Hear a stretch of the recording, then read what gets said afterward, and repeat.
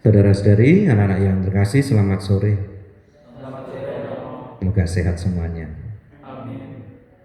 Dulu waktu masih kecil itu, Romo seringkali diberi nasihat, tetapi lewat ungkapan-ungkapan yang kalau tidak diterangkan juga agak sulit. Mungkin sampai sekarang masih. Misalnya, senenglah anak kecil itu kalau makan di songgo itu begini ya.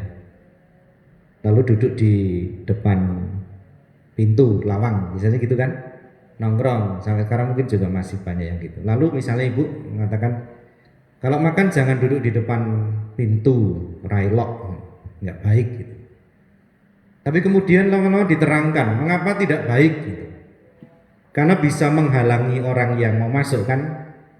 Atau yang kedua misalnya, kata ibu saya gini, nanti kalau misalnya lauknya hanya tinggal itu saja, terus kesenggol orang, tumpah kan jadi sedih gitu, nggak jadi makan.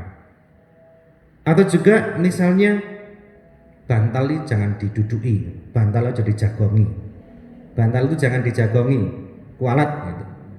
Hanya gitu kan kadang-kadang mengajarkannya. Tetapi kemudian pelan-pelan diterangkan maksudnya supaya kita juga menghormati.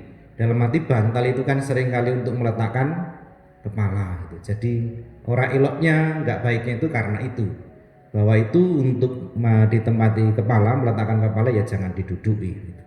Atau hal-hal lain misalnya kalau dengan orang tua itu harus punya unggah-ungguh, sopan santun. Kalau misalnya lewat di depan mereka ya menundukkan badan, menyapa dengan baik, dan macam-macam yang diajarkan secara langsung atau tidak langsung, spontan atau sadar atau tidak.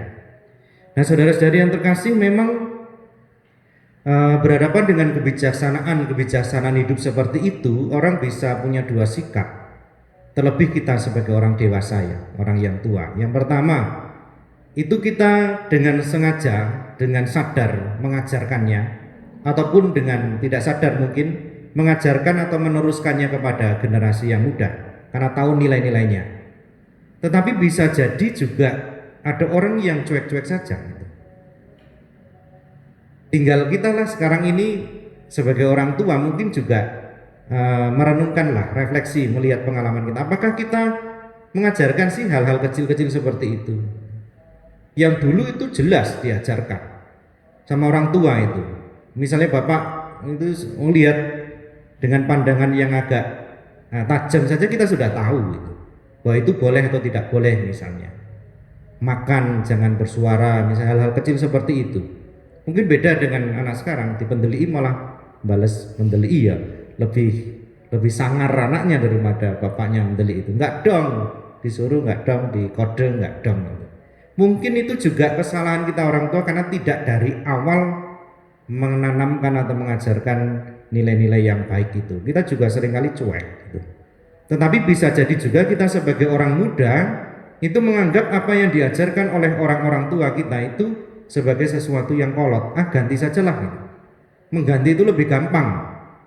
Tetapi menghidupi yang sudah ada, yang sudah puluhan tahun dan itu baik, seringkali lebih sulit. Tetapi kita lebih gampang ganti lah, ganti aja lah, lebih gampang gitu. Saudara-saudari yang terkasih, bagaimana dengan Yesus? Dalam konflik dengan ahli-ahli Taurat, orang Farisi, orang-orang Yahudi, seringkali kesannya gitu ya, seolah-olah memandang Yesus itu menentang hukum Taurat, berusaha untuk menggantikannya itu. Maka Yesus hari ini sebenarnya mau mengklarifikasi, mempertegas. Dia katakan dengan jelas, dia datang bukan untuk meniadakan hukum Taurat dan kitab para nabi, bahkan satu titik pun enggak. Tetapi dia datang untuk menyempurnakannya, untuk melengkapinya, itu dengan jelas dikatakan begitu. Maksudnya apa? Yang pertama, Yesus mau mengajarkan kepada kita semua, terutama mengingatkan kita lah, orang-orang tua, bahwa janganlah kita tuh gampang begitu saja mengganti sesuatu yang sudah dihidupi begitu lama dan baik gitu, termasuk tradisi-tradisi. Karena itu sebenarnya sudah dipikirkan dan dihidupi oleh nenek moyang kita puluhan tahun ini, dan pasti baik. Hanya seringkali mungkin tidak bisa menjelaskannya secara bahasa orang sekarang itu. Maka yang perlu dicarikan bagaimana itu bisa dijelaskan dengan baik nilai-nilai itu. Lalu yang kedua, Yesus berusaha walaupun mempertahankan sesuatu yang diajarkan oleh adat tradisi hukum, tetapi dia juga dengan tegas punya warna baru yang diajarkan kepada para murid dan orang-orang pada waktu itu. Dua hal yang bisa kita lihat tampak adalah yang pertama soal semangat. Jadi kalau kita menjalankan hukum, aturan itu, Yesus mau mengisi orang melihat bukan hanya jangan makan depan pintu, tapi harus diterangkan semangatnya apa, gitu. Motivasinya apa. Dan Yesus jelas, semua yang kita lakukan motivasinya adalah cinta kasih. Dan ini sangat melegakan, tidak menjadi beban. Kalau kita melaksanakan hukum apapun, aturan apapun dengan cinta kasih, maka ini menjadi wujud kasih kita, cinta kita kepada Allah dan juga sesama kita. Lalu yang kedua, saya kira yang mau dilengkapi oleh Yesus itu adalah masalah cara hidup yang tidak benar dari orang-orang Farisi, ahli-ahli Taurat, dan orang-orang Yahudi pada waktu itu. Maksudnya apa cara hidup yang tidak benar?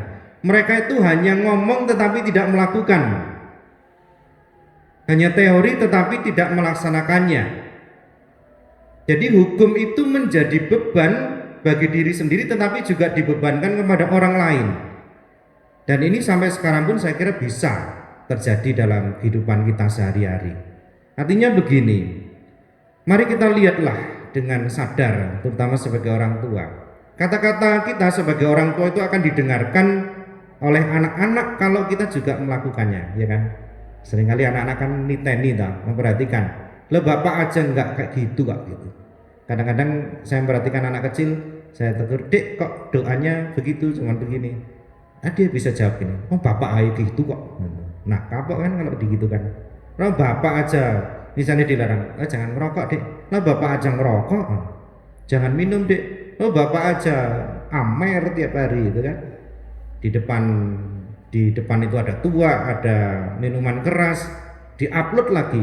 Ya bagaimana nggak ditiru oleh anak-anaknya, oleh orang-orang muda. Dan saya kira ini menjadi tanggung jawab kita. Guru misalnya juga, pengajar, itu akan menjadi berwibawa kalau itu juga dilaksanakannya. Bahkan imam, biarawan, biarawati, khotbah apapun akan menjadi menarik, berdaya guna, lalu juga menyentuh orang kalau itu betul-betul dihidupi oleh para imam, biarawan, biarawati dan mereka yang mempunyai tugas untuk mengajar. Maka saudara-saudari yang terkasih, mari kita kembali kepada kehidupan kita sehari-hari. Kita mohon rahmat juga pencerahan Roh Kudus supaya membimbing hidup kita, hati kita, supaya kita betul-betul tetap melihat banyak hal baik yang perlu kita pertahankan. Tapi mari kita juga isi dengan semangat baru seperti yang diajarkan Yesus. Semuanya kita lakukan dengan penuh kasih, sehingga sebagai ungkapan cinta kita kepada Allah dan juga cinta kita kepada sesama. Kemuliaan kepada Bapa dan Putra dan Roh Kudus, seperti pada permulaan, sekarang, selalu, dan sepanjang segala abad. Amin.